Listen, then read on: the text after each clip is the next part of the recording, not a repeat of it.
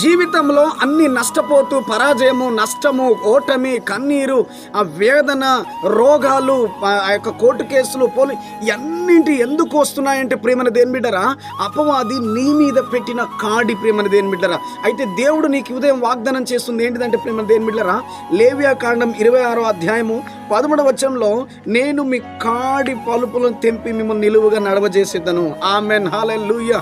ప్రియమైన దేవుని బిడ్డలారా, పరిశుద్ధాత్మ దేవుడు చెలుస్తున్న మాట ఏంటిదనంటే, నువ్వు సాతాను కాడి క్రింద ఉండడం దేవునికి ఇష్టం లేదు, కానీ దేవుడు ఆ కాడిని రోజు విరుస్తారని మాట్లాడుతున్నాడు. ఆమెన్. అభివృద్ధి లేకుండా, ప్రతిఫలం లేకుండా, ఉద్యోగం లేకుండా, అన్ని రకాల ఆశీర్వాదాలు లేకుండా ఎక్కడైతే సాతాను నీ మీద కాడిని పెట్టినాడో దేవుడే కల్పించుకొని ఆ కాడిని తెగగొడతానని మాట్లాడుతున్నాడు ప్రియమైన దేవుని బిడ్డలారా. ఆమెన్.